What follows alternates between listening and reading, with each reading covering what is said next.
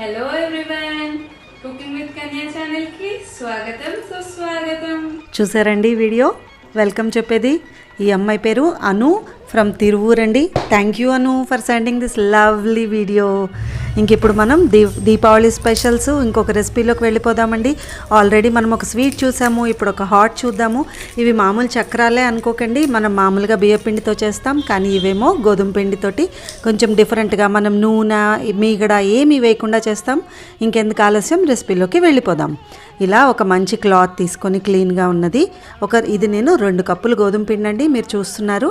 దాన్ని ఇలా నీట్గా ఫోల్డ్ చేసేసి ఇలా చేయడం వలన ఏంటంటే పిండి మనం నూనె వేయకుండా, అంటే ఇంకా ఏమి డాల్డా కానీ నూనె కానీ వెన్నపూస కానీ వేయకుండా మంచి క్రిస్పీగా వస్తాయి అన్నమాట. ఇలా పొయ్యి మీద ఒక గిన్నెలో నీళ్ళు పెట్టుకుని పైన ఇలా ఒక చిల్లుల ప్లేట్ పెట్టుకుని ఈ నాప్కిన్ని మనం ఏదైతే పిండి పెట్టామో దాన్ని ఇలా కొంచెం సేపు ఒక 15 మినిట్స్ దాకా దాన్ని ఉడికించాలన్నమాట. ఆవిరి మీద ఉడికించాలి. చూడండి, అది గట్టిగా అయినట్లుగా అవుతుంది. అది కొద్దిగా చల్లారాక దాన్ని నేను కొంచెం ఇలాగ దాంతో మరీ గట్టిగా అనిపిస్తుందండి, కొద్దిగా అలాగ మీరు దాన్ని విడివడేలాగా అలా కొడితే అది చూడండి ఇలా అవుతుంది. ఇప్పుడు ఇది కొంచెం మనం పట్టుకునేటంత చల్లారిందండి. దాన్ని కొంచెం నేను ఇలా నలుపుతున్నాను. ఆ నలిపాక కూడా దీన్ని బాగా ఒక జల్లెడ లాంటి దాంట్లో, అంటే ఇది సన్న జల్లెడ ఏం అవసరం లేదండి, గోధుమ పిండిలో ఏం ఉండదు కాబట్టి మామూలు ఇలా ఒక చిల్లుల ప్లేట్లో తీసుకుని ఉండలు లేకుండా కొంచెం జల్లించుకోవాలి అంతే. ఈ కొంచెం మగ్గటం వలన ఇదేమవుతుందంటే మంచి క్రిస్పీగా వస్తాయండి. టేస్ట్ కూడా చాలా బాగుంటుంది, ఒక డిఫరెంట్గా ఉంటుంది. మనం బియ్య పిండితోటి శనగపిండితోటి చేస్తూనే ఉంటాము, గోధుమ పిండితోటి మన వైపు చాలా తక్కువ కదా. ఇది ట్రై చేసి చూడండి, డెఫినెట్లీ వర్త్ ద, అంటే మన కష్టానికి తగ్గ ఇది ఉంటుందన్నమాట. టేస్ట్ ఇలా మొత్తం నీట్గా అయిపోయింది పిండి అంతా. అంటే మనకు ఉండలు లేకుండా పిండి ఉండాలి.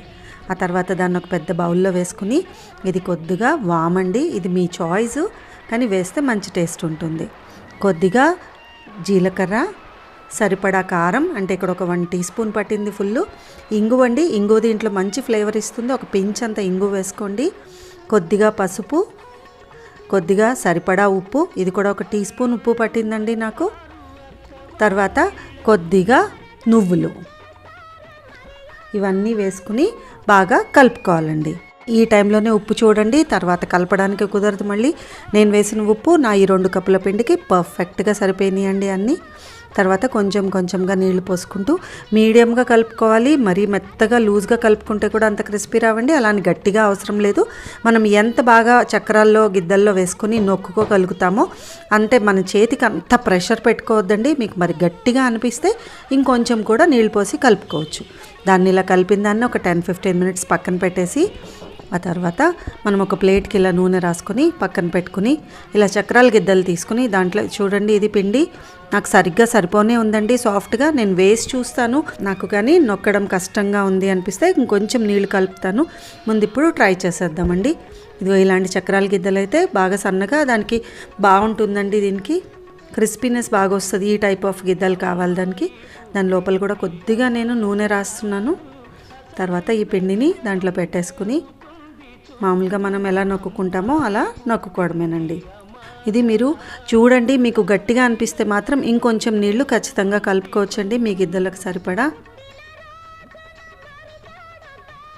ఇలాగా అన్నీ మనం చేసుకోవడమే. అంటే ఇలాగ మీకు షేపు దాంట్లో బాండీలో డైరెక్ట్గా చేయడం కష్టమని ఇలా ముందు ఒక ప్లేట్లో చూపిస్తున్నానండి, అంతేను.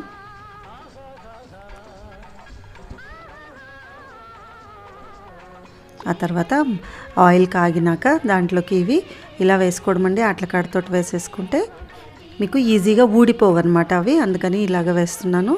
అంటే మన ఈజీ టెక్నిక్ అన్నమాట. తర్వాత వీటిని దోరగా కాల్చుకుని తీసేసుకుంటే మన చక్రాలు రెడీ అండి. ఇవి బియ్యపిండి చక్రాల్లాగా మరీ తెల్లగా ఉండవండి, ఎందుకంటే ఇది ఆల్రెడీ గోధుమ పిండే కొంచెం కలర్ ఉంటుంది. ఆ తర్వాత మనం పసుపు కూడా వేసాం కాబట్టి కొంచెం మీకు చూడటానికి ఇలా కలర్ డార్క్గా వస్తుంది, కానీ టేస్ట్ మాత్రం ఏముండదండి, నార్మల్గానే ఉంటుంది. చాలా బాగుంటుంది, చాలా క్రిస్పీగా మంచి టేస్టీగా డిఫరెంట్గా అనిపిస్తుంది నోటికి.